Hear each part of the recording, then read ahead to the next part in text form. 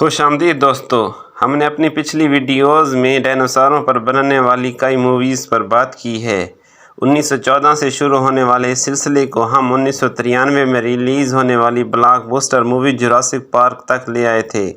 اب ہم اس سلسلہ کو مزید آگے بڑھاتے ہیں، لیکن اس سے پہلے آپ سے گزارش ہے کہ آپ ہمارے چینل علم کہانی کو ضرور سبسکرائب کریں اور اس ویڈیو کو آخر تک ضرور دیکھیں۔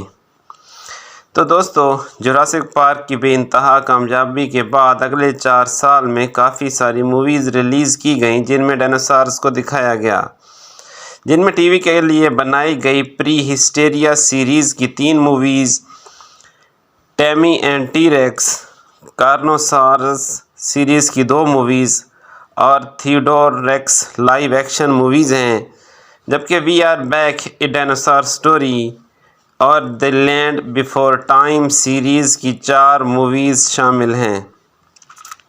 لیکن ان سب میں قابل ذکر 1997 میں ریلیز ہونے والی مووی جراسک پارک مووی کا sequel Jurassic park the last world ہے۔ 1990 میں جب مائیکل کرٹن نے اپنا ناول جراسک پارک شائع کرایا تو یہ ایک بیسٹ سیلر ثابت ہوا اور فینز نے ان پر دباؤ ڈالا کہ وہ اس کا اگلا حصہ بھی شائع کریں، لیکن کیونکہ انہوں نے اس وقت تک اپنے کسی بھی ناول کا سیکوئل نہیں لکھا تھا، اس لیے انہوں نے اس بات سے انکار کر دیا۔ جبکہ دوسری طرف سٹیون اسپیل برگ جب پہلی مووی کو ڈائریکٹ کر رہے تھے تو وہ اسی وقت اس کا سیکوئل بنانے کو تیار ہو گئے۔ ان کا خیال یہ تھا کہ وہ اس سیکوئل میں نیڈری کی موت کے بعد کیچڑ میں دب جانے والے اس کین کی کہانی کو آگے بڑھائیں گے جس میں اس نے مختلف ڈائنوساروں کے ایمبریوز چرائے تھے۔ اور پھر 1993 میں جب پہلی مووی انتہائی کامیاب ہوئی تو سٹیون اسپیل برگ نے پہلی مووی کے اسکرپٹ رائٹر ڈیوڈ کیپ اور مائیکل کرٹن کو اس بات پر راضی کر لیا کہ وہ اس مووی کا سیکوئل لکھیں۔ آخر 1995 میں مائیکل کرٹن نے بھی اعلان کیا کہ وہ اپنے ناول کا سیکوئل لکھ چکے ہیں اور جلد اسے شائع کروانے والے ہیں۔ اس ناول کا نام تھا the last world. Michael curtain نے یہ ناول سر آرتھر کونن ڈائل کے اسی نام کے ناول کی کہانی کو ذہن میں رکھ کر لکھا تھا۔ 1996 میں اس دوسرے ناول پر مبنی اگلی مووی کی فلمنگ شروع کر دی گئی۔ مووی کی کہانی ڈیوڈ کیپ نے لکھی اور مائیکل کرٹن کے ناول میں بہت زیادہ تبدیلیاں کی گئیں، کیونکہ ناول میں انجن کمپنی کے حریف کمپنی بایوسن کے ڈاٹسن اور اس کی ٹیم کا مرکزی کردار تھا، لیکن مووی میں اس کردار کو بالکل ختم کر دیا گیا۔ اب آتے ہیں اس مووی کی مختصر سی کہانی کی طرف۔ فلم کی کہانی جراسک پارک کی کہانی کے 4 سال بعد شروع ہوتی ہے۔ ایزلا نیوبلر کے قریب ایک دوسرے جزیرے ایزلا سورنا پر ایک برطانوی خاندان پک نک منانے آیا ہوا ہوتا ہے جب ان کی بیٹی پر کم سوگ نیتھس حملہ کر دیتے ہیں۔ بچے کی جان تو بچ جاتی ہے، لیکن اس جزیرے پر ڈائنوسارز کی موجودگی لوگوں کی نظر میں آ جاتی ہے۔ اس واقعے پر بات چیت کرنے کے لیے جان ہیمنڈ ڈاکٹر ایئن میلکم کو اپنے گھر بلاتا ہے۔ جراسک پارک کے واقعات کے بعد جان ہیمنڈ کو اس کی اپنی کمپنی انجن سے نکال دیا گیا ہوتا ہے اور اس کی جگہ اب اس کے بھتیجے پیٹر لوڈلو نے لے لی ہوتی ہے۔ میلکم کو پتہ چلتا ہے کہ ایزلا سورنا پر انجن کمپنی کی سائٹ بھی ہے جہاں ڈائنوساروں کو کلون کیا جاتا تھا، تاہم ایک طوفان کے دوران جانوروں کو آزاد چھوڑ دیا گیا تھا۔ ہیمنڈ چاہتا تھا کہ میلکم ایک ٹیم کے ساتھ وہاں جائے اور ڈائنوساروں کو قدرتی ماحول میں آزاد زندگی گزارنے کا جائزہ لے کر ایک رپورٹ تیار کرے تاکہ دنیا ڈائنوساروں کو بغیر کسی مداخلت کے وہاں تنہا چھوڑ دے۔ میلکم انکار کر دیتا ہے لیکن جب اسے پتہ چلتا ہے کہ اس کی گرل فرینڈ پیلیونٹولوجسٹ ڈاکٹر سارا ہارڈنگ وہاں پہلے سے پہنچ چکی ہے تو وہ اسے واپس لانے کے لیے فوراً وہاں جانے کو تیار ہو جاتا ہے۔ وہ ایک ٹیم کے ساتھ وہاں پہ پہنچے لیکن سارا واپس آنے سے انکار کر دیتی ہے۔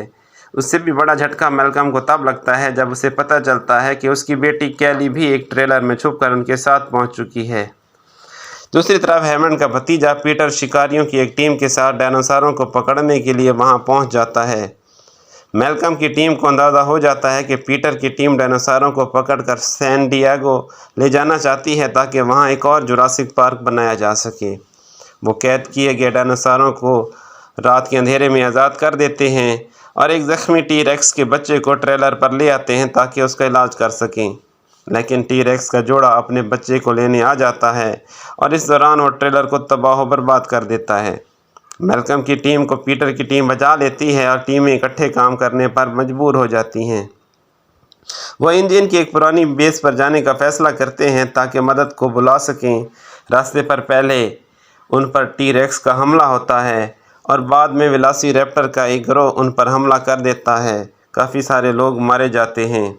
بچ جانے والے لوگ بیس پر پہنچ کر مدد بلانے میں کامیاب ہو جاتے ہیں اور انہیں ہیلی کاپٹر کے ذریعے جزیرے سے نکال لیا جاتا ہے۔ وہاں جا کر انہیں پتہ چلتا ہے کہ انجن کے شکاری ایک ٹی ریکس کو بے ہوش کرنے میں کامیاب ہو گئے تھے اور اب اسے بذریعہ بحری جہاز سین ڈیگو لایا جا رہا ہے۔ جب بحری جہاز سین ڈیگو پورٹ پر پہنچتا ہے تو پتہ چلتا ہے کہ سارے کا سارا عملہ مارا جا چکا ہے اور ٹی ریکس شہر میں آزاد گھومنے لگتا ہے اور خوف و ہراس پھیل جاتا ہے۔ میلکم اور سارا ٹی ریکس کے بچے کے ذریعے ٹی ریکس کو دوبارہ جہاز پر سوار ہونے پر مجبور کر دیتے ہیں اور اسے دوبارہ جزیرہ کی طرف بھیج دیا جاتا ہے اور یہ فیصلہ کیا جاتا ہے کہ ڈائناسوروں کو بغیر مداخلت کے اسی جزیرے پر زندہ رہنے دیا جائے۔ تو دوستو، پہلی جوراسک پارک مووی میں زیادہ تر جانوروں کو سکرین پر دکھانے کے لیے اینیمیٹرونک جانوروں کا استعمال کیا گیا تھا، یعنی ان جانوروں کے روبوٹک پتلے تیار کیے گئے تھے جن پر ربڑ کا چمڑا جلد کے طور پر چڑھا ہوا ہوتا تھا۔ لیکن اس مووی میں ڈائناسوروں کو دکھانے کے لیے زیادہ تر CGI کا استعمال کیا گیا۔ در حقیقت مووی میں ڈائناسوروں پر مبنی 75% سینز CGI کی مدد سے تیار کیے گئے تھے، خاص کر وہ سین جس میں شکاریوں کا گروپ مختلف ڈائناسوروں کو پکڑتے دکھایا گیا، وہ سارے کا سارا سین CGI کی مدد سے بنایا گیا۔ پچھلی مووی کی بنسبت اس مووی میں 50% سے زیادہ وقت کے لیے ڈائناسوروں کو دکھایا گیا۔ پہلی مووی میں جتنے بھی ڈائناسور تھے وہ مادہ تھے، لیکن اس مووی میں نر ڈائناسور بھی دکھائے گئے جن میں نر ٹی ریکس اور نر ویلاسی ریپٹرز نمایاں تھے۔ نر جانداروں کو ماداؤں سے الگ دکھانے کے لیے ان کو مختلف رنگوں میں دکھایا گیا۔ دلچسپ بات یہ ہے کہ دونوں بالغ ٹی ریکس اینیمیٹرونکس کے ذریعے ہی بنائے گئے تھے۔ ان میں سے ہر ایک کو بنانے پر $10 لاکھ تک کا خرچ آتا تھا اور ہر ایک کا وزن 950 کلو گرام تک تھا۔ انہیں فلمنگ کی لوکیشن پر لے جانا بہت مشکل کام تھا، اس لیے ان پر مبنی سینز کو اسٹوڈیو میں ہی فلمایا گیا۔ اس مووی میں کچھ ڈائناسور وہی تھے جو پچھلی مووی میں دکھائے گئے، جبکہ کچھ نئے ڈائناسوروں کا اضافہ بھی کیا گیا۔ گیلیمائمس، پیراسارولوفس، ٹرائسیراٹاپس، ٹی ریکس اور ویلاسی ریپٹرز وہ ڈائناسور تھے جو پہلی اور اس مووی دونوں میں دکھائے گئے، جبکہ پیکیسیفالوسارس، سٹیگیوسارس، میمنکیسورس اور کمپسوگنوتھس پہلی بار اس مووی میں دکھائے گئے۔ مووی کے اختتام پر ٹیراڈون کی جھلک بھی دکھلائی گئی جو اس جوراسک پارک سیریز کا پہلا ٹیراسور تھا۔ یہ مووی بھی اپنی پہلی مووی کی طرح کافی کامیاب رہی۔ اس نے $73 ملین کے بجٹ پر $618.6 ملین کمائے۔